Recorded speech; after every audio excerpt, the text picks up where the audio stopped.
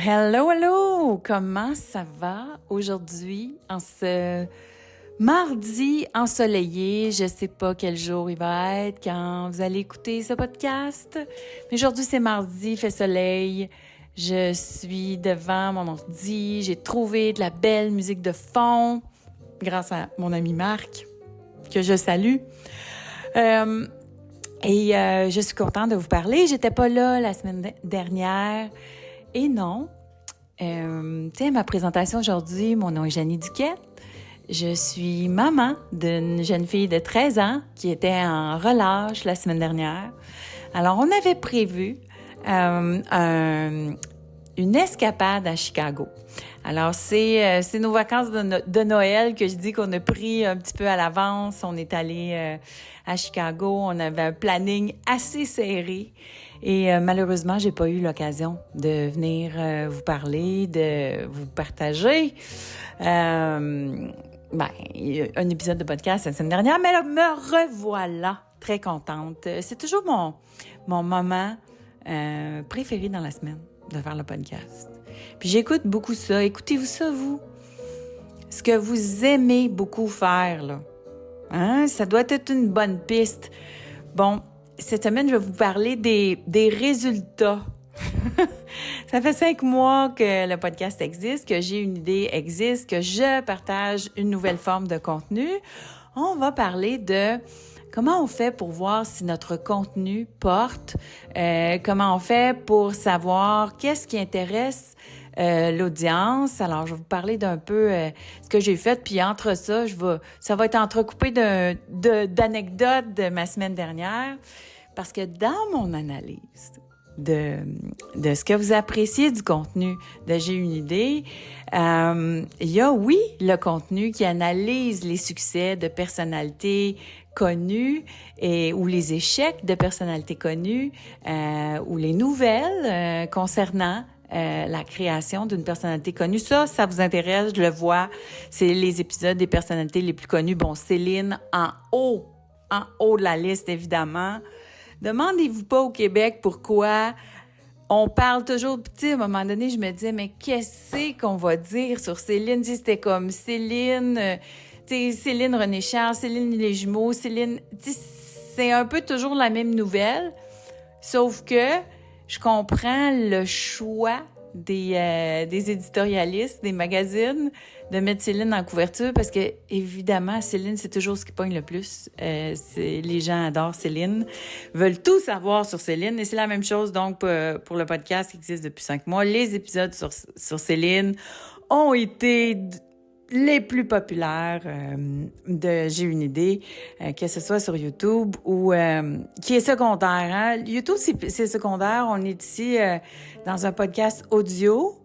Donc oui, j'ai regardé les données analytiques sur YouTube, mais ceci dit, avec à peu près 15 000 vues, c'est secondaire parce que c'est un format audio sur une plateforme les gens aiment plus le vidéo, là.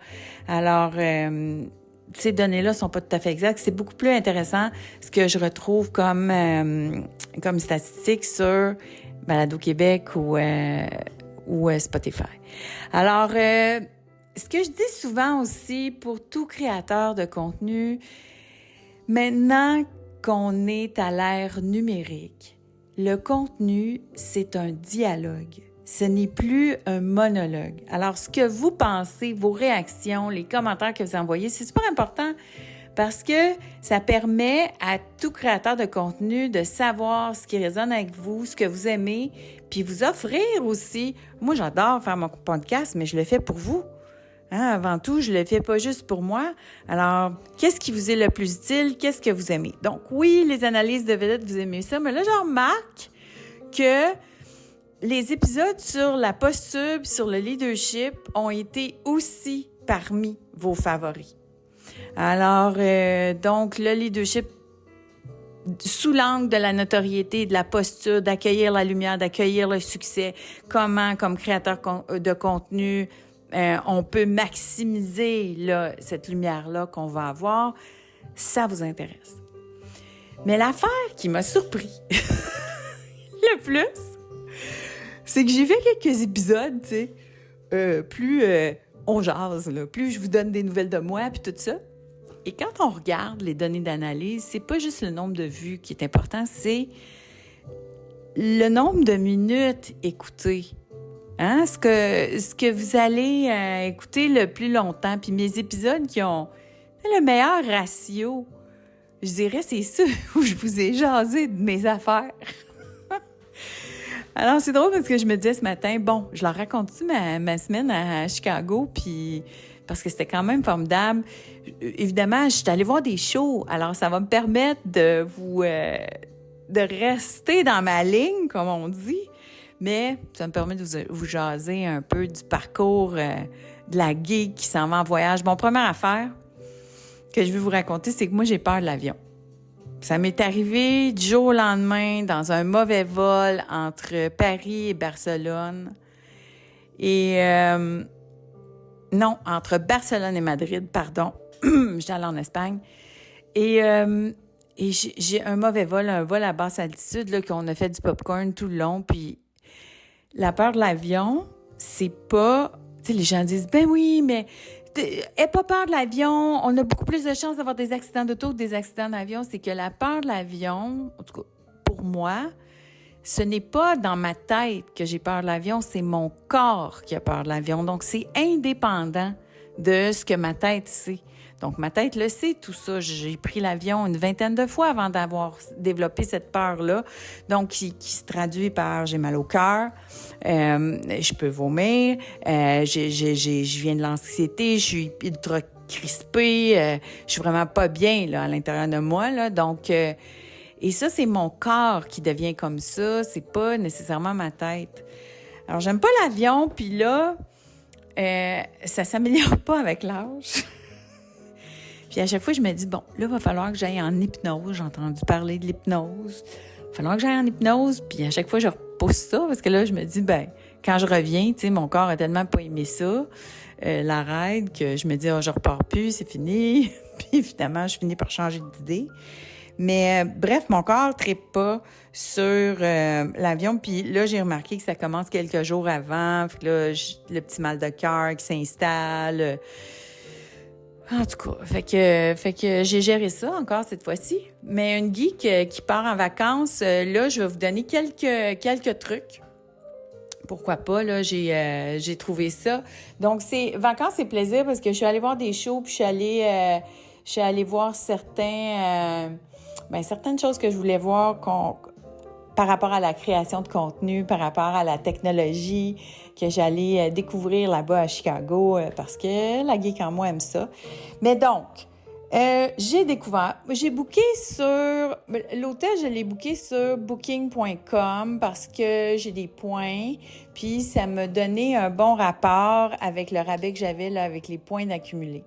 Maintenant, 2 sites super intéressants si jamais vous désirez des hôtels à moins cher. C'est... attends un peu. Priceline, là, je le fais en même temps. Hey, là, je vous regarde ça. Je le fais en même temps que je vous parle. Alors, je vais aller chercher les applications que j'ai découvertes. Donc, Hotwire. Attends un peu. Là, ouais, j'ai de la misère à écrire en même temps que je vous parle. Donc, Hotwire, qui est une application, vous mettez le nombre de jours que vous voulez aller, la ville que vous voulez aller, puis là, ils vont vous sortir des deals avec des possibilités d'avoir, tu sais pas à quel hôtel tu t'en vas, mais c'est un 4. Mettons, si tu veux un 4 ou un 3, c'est un 3. Tu sais pas où, mais le rabais, il est super intéressant. Donc, Hotwire, puis l'autre, c'est Priceline. Alors, vous pouvez aller sur Priceline aussi. J'ai validé là, chaque jour parce que sur Booking.com, je pouvais annuler ma réservation sans avoir payé jusqu'à 2 jours avant mon départ. Fait que je regardais si je trouvais pas des meilleurs deals sur Hotwire, Priceline. Puis, en tout cas, finalement, là, j'avais tellement geeké et magasiné que j'avais eu un bon deal. J'étais contente de l'hôtel qu'on a eu. On était super bien situés. Puis, on pouvait avoir 2 lits. Je voyage avec ma fille, puis souvent, là, sur Hotwire puis Priceline, bon, là, vous n'avez pas le choix d'un lit ou 2 lits dans votre chambre. Fait que si vous voyagez seul ou en couple, c'est parfait, là. Mais moi, avec mon ado, on aimait mieux avoir chacun notre lit. Alors ça, j'ai découvert ça. Ensuite, on est allé voir Billie Eilish pour la deuxième fois. Ma fille tripe sur Billie Eilish, puis était en ville. Alors, c'est un peu pour ça aussi qu'on a choisi Chicago comme destination. C'était sold out, alors fallait qu'on prenne une chance. Hein? Le show était sold out et donc, il fallait être fait fort. Mais comme, je viens de ce milieu-là, je sais toujours qu'à la dernière minute, il se libère des billets. Maintenant, il ne s'est pas libéré des billets dernière minute dans le, petit truc, si vous voulez aller voir des shows, puis que c'est sold out, vous voulez des billets dernière minute. Bon, voici ce que j'ai fait cette fois-ci. Alors, on a attendu, comme on avait fait à Québec à dernière minute, là. À Québec, il y avait sorti des billets officiels sur Ticketmaster, des billets officiels de la prod, donc on a pu avoir ces billets-là. Là, on n'a pas eu le choix de faire affaire avec les sites de revente parce que la production n'a pas sorti de billets. Puis Billie Eilish donnait la possibilité de revendre ses billets sur le site. Alors, tu sais, le premier 24 heures qu'on est arrivé à Chicago, là, on n'a pas profité tant que ça. Là. On était sur nos téléphones, moi puis ma fille, puis on refreshait toujours la page Ticketmaster pour voir si on pouvait avoir des billets que les gens revendaient, puis on réussissait jamais là, à les attraper à temps. Fait que finalement, on a attendu jusqu'à 2 heures avant le show. On s'est déplacé jusqu'à l'aréna. Et là, encore une fois, il fallait être fait fort, il fallait avoir les nerfs solides. Mais là, les revendeurs, quand il reste juste 2 heures au show, ils sont plus négociables. Alors, les prix se mettent à descendre, Alors, moi, j'avais fait c'est un peu comme la bourse, là. Alors, j'avais fait une veille des prix. Alors là, je vais vous dire le site. Je vais vous partager les sites que j'ai utilisés pour ça.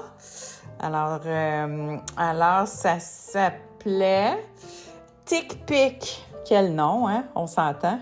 TickPick, mais ça appartient à Ticketmaster. Alors, c'est un site de revente. Donc, on peut faire une veille sur le prix des billets. Puis quand les prix se sont mis à chuter, là, à descendre, là, là, c'est le temps, de négocier avec les revendeurs. Alors, c'est à ce moment-là, qu'on a réussi à avoir des billets pour un prix raisonnable dans les circonstances. Dans le sens où, oui, c'est cher. Est-ce que ça nous a coûté à peu près la même chose qu'à Québec, mais en US. À Québec, c'était des bons billets aussi, là. Fait que, c'est quand même, aujourd'hui, les prix de concert sont ce qu'ils sont, là, hein? Les prix peuvent être assez chers. C'est quand même pas 1000$ comme Taylor Swift, là. Mais, c'est pas 50$ non plus, là.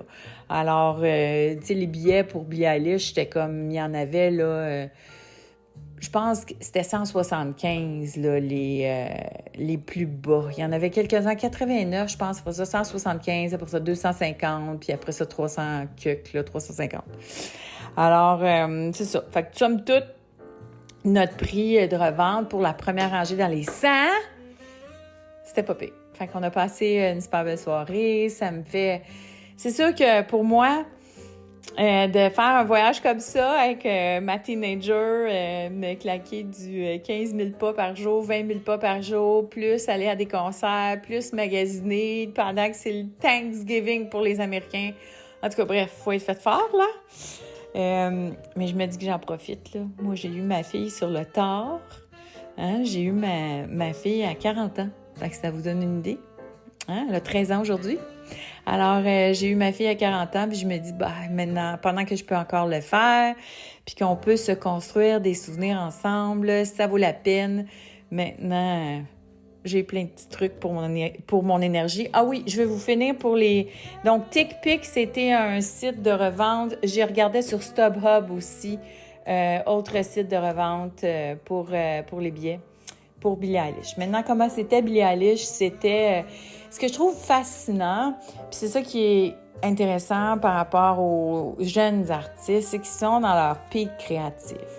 Et donc, le dernier album est toujours le meilleur et que tu es toujours content quand tu vas voir ces shows-là parce que toutes tes chansons préférées, tu sais qu'ils vont les jouer parce que c'est le dernier album. Alors, c'est le cas pour Billie Eilish. Je capote sur son dernier album. Alors, tout le monde... La salle chante plus fort qu'elle. Elle est une femme de peu de mots.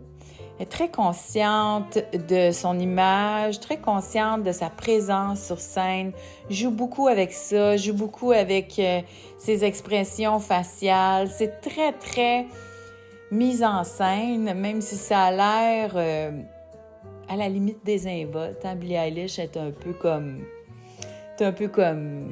chill, hein, comme attitude, mais ça se sent que c'est très mise en scène, que ses expressions, tout ça, elle fait réagir la salle. Les gens, ce qui était super beau, c'est que les gens chantaient même les back vocals sur ses chansons. Sur Wildflower en particulier, là, qui est son hit en ce moment. Donc, chantait ses back vocals. C'est magnifique. Tu sais, l'interaction. Dans des shows, plus la salle est impliquée, plus le show lève, plus c'est puissant. Alors, plus on vit une expérience énergétique, je dirais. C'est le meilleur show que j'ai vu dans ma vie aussi, c'est les audiences qui étaient le plus enflammées. Pas nécessairement la musique que j'aimais le plus, moi, mais je me souviens à l'époque, j'avais vu un show de Rod Stewart. Je tripais pas sur Rod Stewart dans le temps. Mais my God, tout le monde hurlait ses paroles de chansons. Il lançait des ballons de soccer dans l'audience. Il interagissait beaucoup avec l'audience. C'était super. Bref. Fait que Billie Eilish, show, mais au niveau de la salle, l'interaction, elle s'économisait beaucoup de mots. Peut-être qu'elle filait moyen aussi. Les chansons étaient courtes. Des fois, on s'économise la voix aussi. Elle avait un show la veille.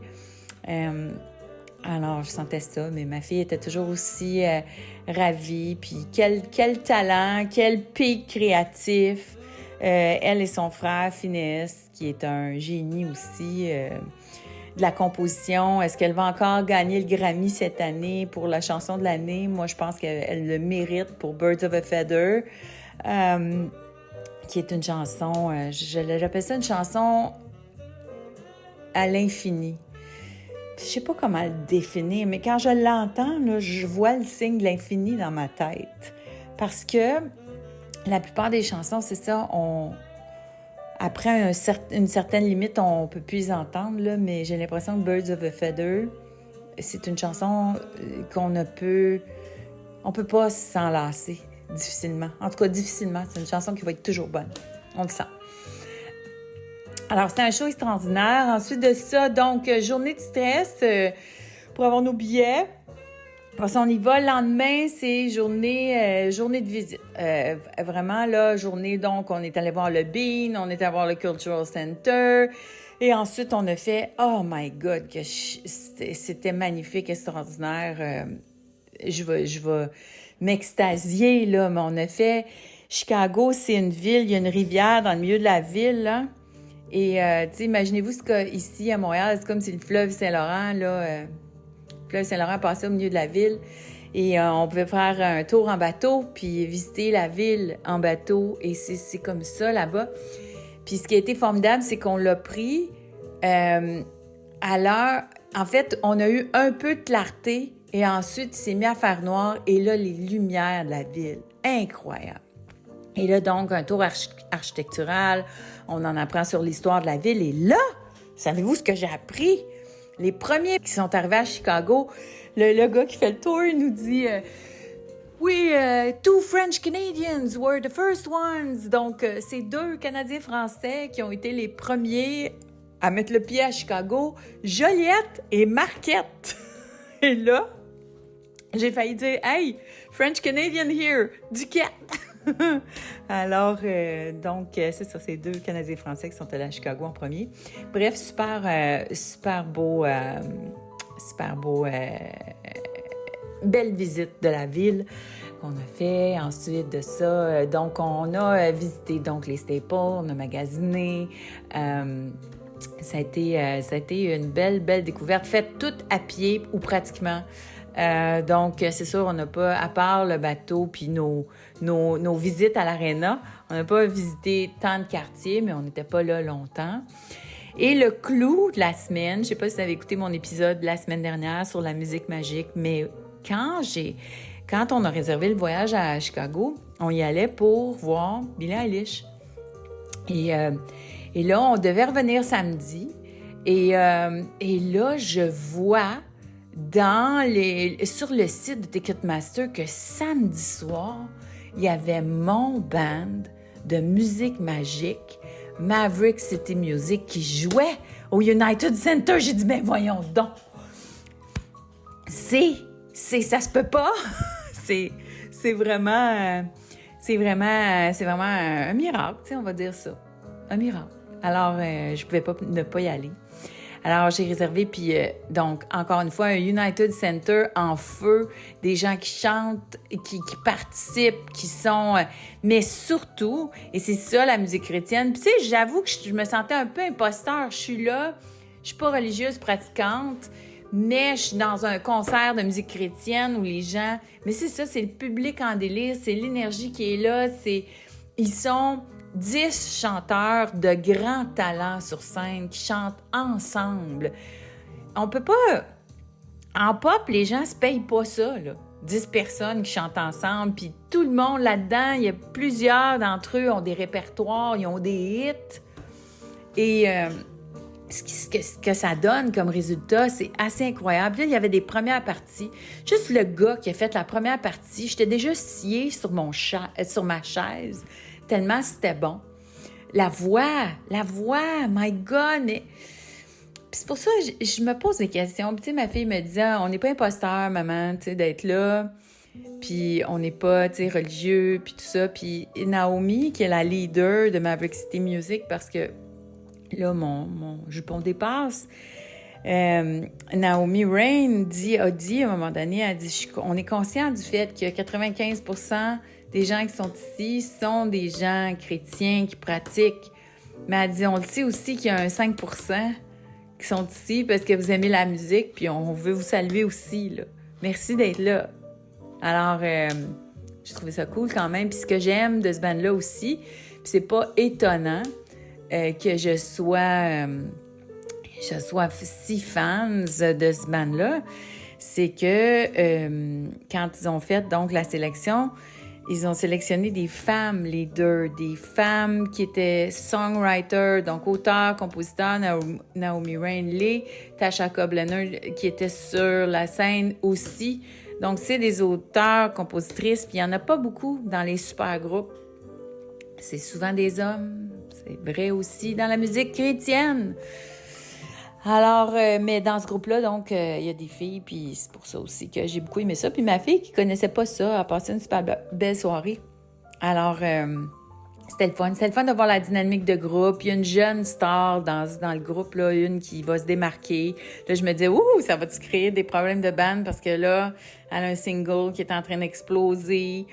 Quand elle chante, il y a une ovation, mais... il pourrait avoir une ovation, mais je trouve qu'il embarque trop vite dans la chanson d'après. Là, moi, je connais un band avec qui j'ai déjà travaillé. Il faisait ça, il embarquait trop vite dans la chanson suivante parce qu'il voulait pas donner trop de place au hit que quelqu'un d'autre avait écrit. En tout cas, c'est des petites dynamiques de groupe que je ne peux pas m'empêcher de voir. Je me rends compte que on peut difficilement sortir la productrice de mon corps. Alors, là aussi, j'ai remarqué plein d'affaires, le band, etc.